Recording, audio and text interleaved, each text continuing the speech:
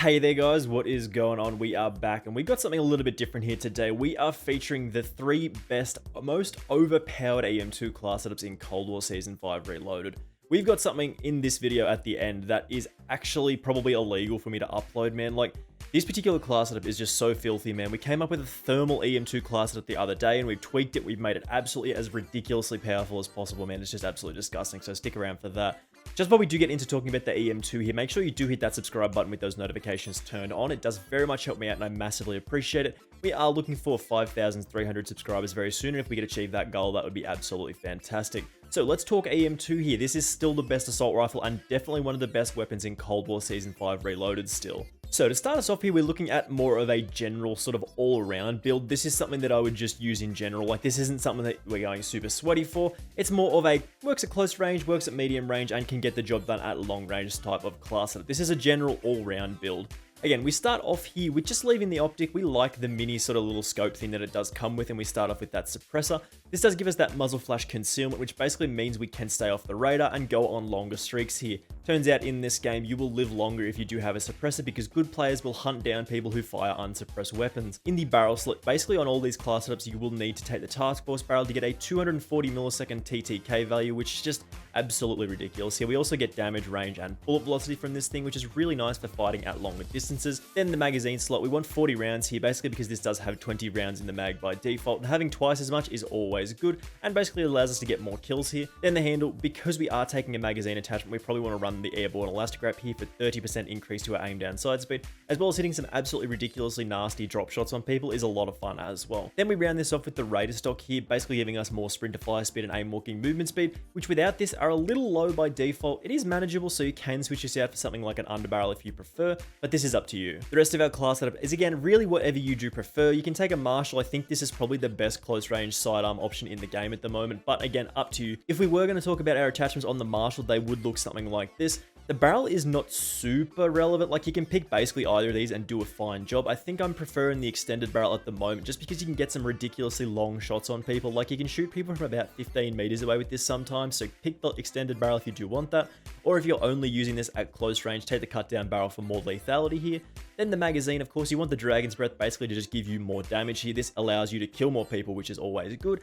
And because we do want 2 of these ridiculously powerful pistols here, man, the dual wield is absolutely key to this class setup. Again, this is probably something that is going to get nerfed in the Season 6 patch as well, because these things are absolutely too strong. I would expect to see the dual wield movement speed and stats, like all those kind of messy stats and stuff, decrease a little bit more because this thing is still absolutely insane. Stim shot, Semtex, field microphone, again, all these build choices are up to you as well. We like perk greed on this, and we'll talk about a gunfighter class setup in just a second here, but we've got flak jacket, forward intel, assassin, scavenger, ninja, and ghost here in terms of our perks. Again, as I said, this is more of a middle of the road class setup. It does actually let you fight pretty much very effectively at all distances. You got close, medium, and long range. You can switch out some of the attachments. Say you take off the Raider stock and put on a close range optic. That's a pretty good option as well for being a little bit more effective up close. Moving on here, we do have the Gunfighter build here. This is 8 attachments on this thing. As you can see, we are not running perk grid anymore. These are our wildcard perks, of course, with the flak jacket, scavenger, and ninja. I think those are probably the most important ones that we pick out of our perks.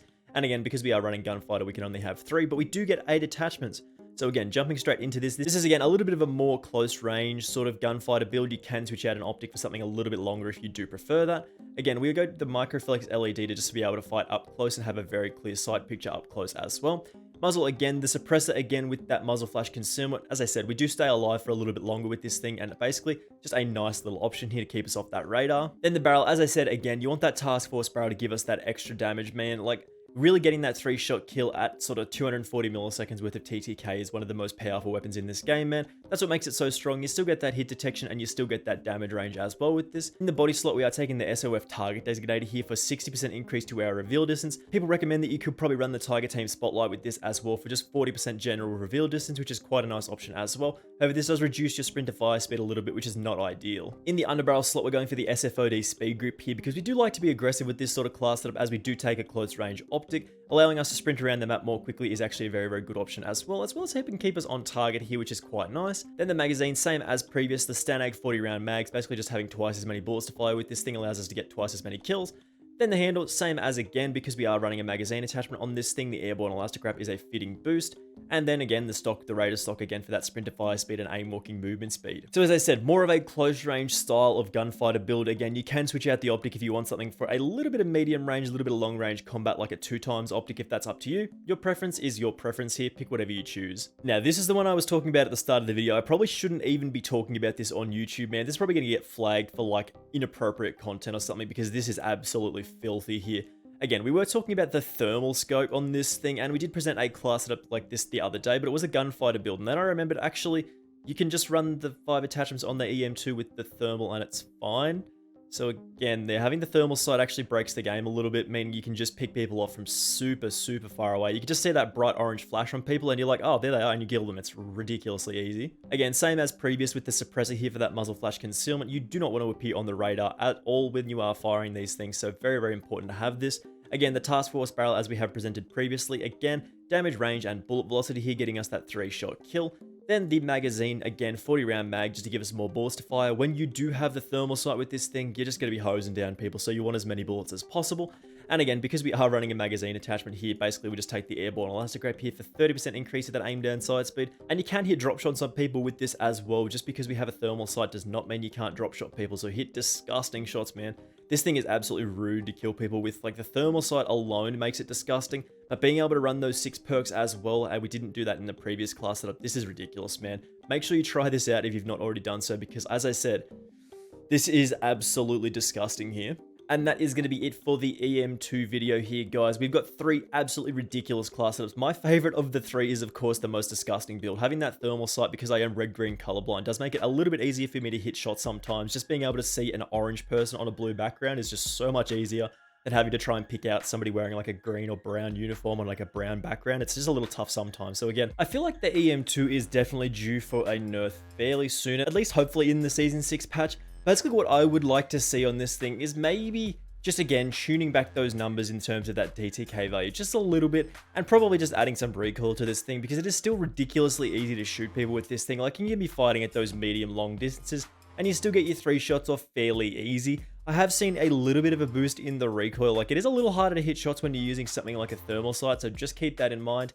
But just in general, I would like to see a little bit more recoil, possibly added to like the task force barrel, or just even to the weapon in general, just because it is still a little bit too easy to hit shots with this thing. And again, maybe just a couple of nerfs to that sort of movement speed, that aim down sight speed, sprint to fire speed and stuff. Again, just bringing it closer and further back into line with some of the other weapons in this game.